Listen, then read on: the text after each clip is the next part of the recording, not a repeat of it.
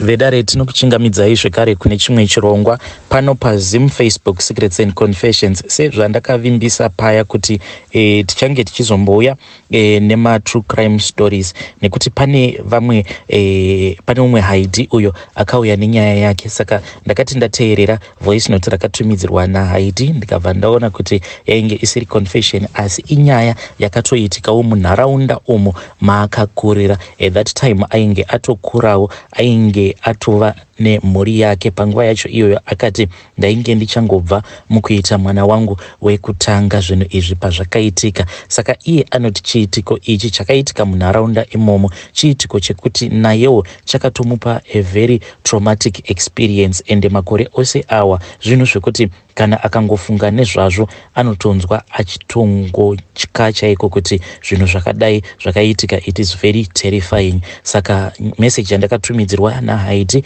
akati iye pavoice note, makadii zvenyu mukomanashi, ndinokumbirawo kuti munge muchindiposterawo nyaya yangu. Handizivi kuti inoita here kuiisa as a confession. Zvinhu izvi zvakaitika muarea umo matakakurira, name hidden. Saka painge paine umwe murume uyu inini naye ndingangoti takaenzana, but he was in the grade that was ahead of us because munhu wekuti ainge ari very intelligent. Zvadaro mukomana uyu akatoendawo kuuniversity akatodzidza zvakatonaka, but dambudziko rainge riripo nderekuti pamba pavo painge paine vakomana, ende vakomana ava vainge vachibatwa semazai naamai vavo. Ngatizivewo kuti chii chainge chichiitika kuna amai vavo, but isusu munharaunda taitongozviziva kuti vana vepamba apa vanobatwa kunge mazai. Saka vachikura vana ava zvinhu zvekuti zvakabva zvazovapinda mumwoyo yavo, zvekuti by the time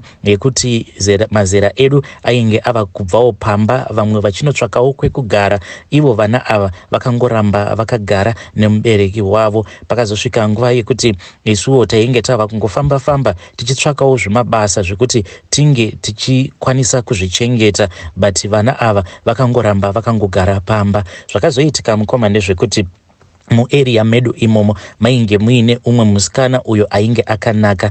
Usually in an area kunenge kutori nemunhu anenge achitozivikanwa kuti uyu parunako ndiye number 1. So musikana uyu iye akabva azotanga kudanana nemukomana uyo ainge ari very spoiled, ende vanhu ava vainge vakafitana because vose vainge vakaumbwa naMwari, vose vainge vakanaka. It was a couple that was like made just for each other by God.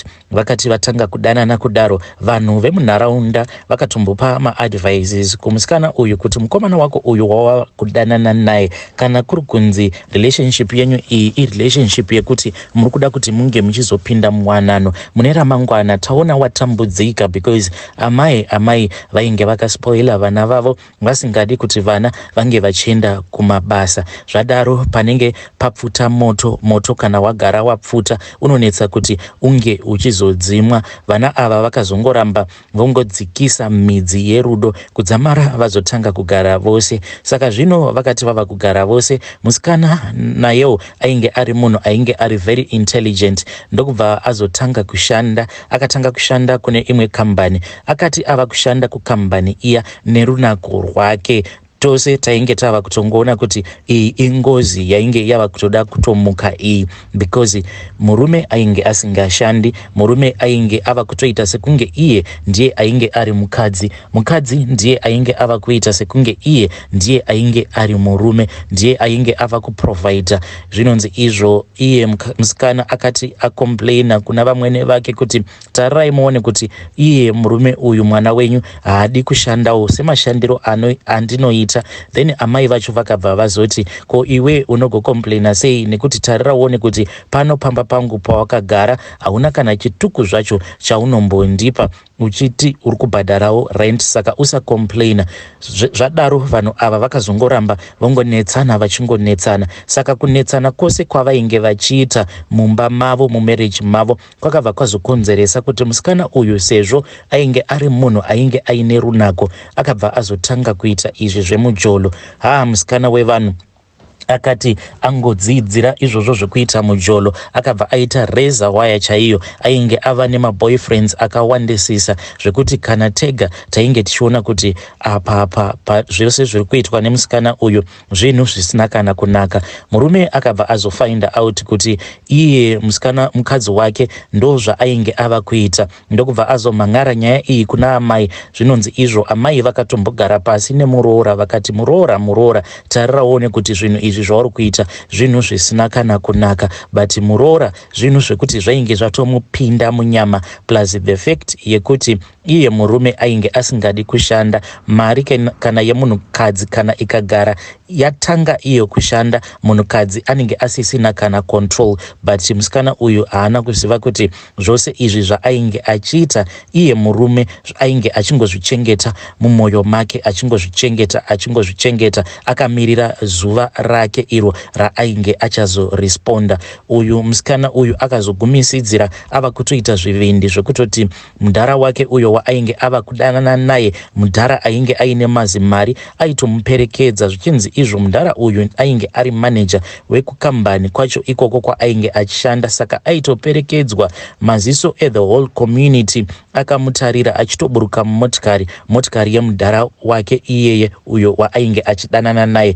Zvose izvi zvichiitika zvainge zviri mumaziso emurume. Murume uyu akarwadziswa kusvika kwekupedzisira. Iye akabva azoshayawo kana munhu akakwanisa kumupa counseling, ndokubva azopindwa nemweya wekuti uyu mukadzi ndinomuponda chete. But akaramba zvake akangozvikipa as a secret.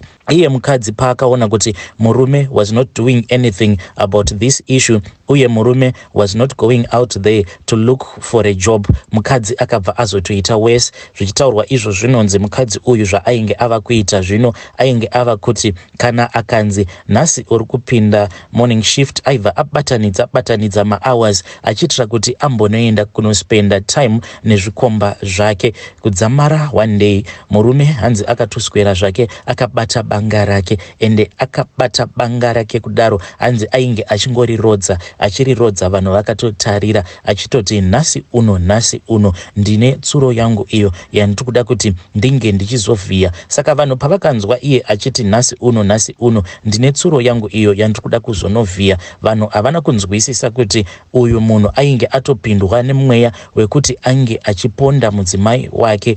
Zvadaro mukomanashi semazuva ose mukadzi uya akabva azobva zvake kubasa, akati abva kubasa ndokubva atodropwa zvake nechikomba chake. Zvose izvi zvainge zviri mumaziso emurume wake. Apa murume ainge atobatwa nemweya wekuponda mukadzi. Iye mukadzi akati achingonopinda mumba, then pakabva patanga mhonga mupopoto, then murume ndokubva azongotora banga. Murume akati atora banga, ndiye uyo akabaya ndokubaya. Munhu wose ainge achizama kuti ange achirandura kuti uyu asaramba ongoramba ongobaya mukadzi. Murume akaramba ongobaya mukadzi. Dzamara mukadzi ati tasa, mweya wake wekufema wainge wadzokera kumusiki. Zvadaro mukomanashi amai zvinonzi ivo mushure mekunge mwanakomana wavo azosungwa nemapurisa atongwa iye, then ivo vanonzi vakabva vazotanga kufamba. Mukunofamba kwavo hanzi vakabva vazoenda kune imwe n'anga yainge ichizvigona, yainge iri mazvikokota. Mwana wavo ndokubva azokasika kubuda mujeri. Asi zvaizvezvi situation yacho iripo pamba apa inonzwisa tsitsi. Kuti ndinge ndichikupai madetails acho ose mukoma, zvimwe kuda vanhu vekuziva vanokwanisa kuzoziva kuti apa ndiri kutaura nezvani, but situation iripo pamba apa aitomborena kumira zvakanaka. Mweya wemukadzi uya watambudza vanhu pamba apa, kunyanya uyo nyakuuraya ndiye anyanyisa kutambudzwa nemweya wacho iwoyo. Hey vedare, ndo message iyo yandakatumidzirwa ichibva kuna Haidi. Akati please ndivanzeiwo chiso changu, ende kana zvichigoneka vanzai kuti zvinhu izvi zvakaitika kupi. Saka vakati vanditumidzira nyaya iyi, ndikati ngatimbozamai kuti tinge tichiita iwawa maseries true crime story. Kana muine mastories enyu amuinawo, please uyai kuinbox kwangu. Saka kune mamwe maaudios 4 andakatumidzirwa nevanhu vakasiyana siyana. Saka ndanga ndichiri kumateerera kuti ndinge ndichinzwisisa nyaya yacho zvekare, nekuti ndingazoinareta sei tichizama kuvanziridza nzvimbo dzacho kwazvakaitikira zvinhu izvi. But please feel free to come to my inbox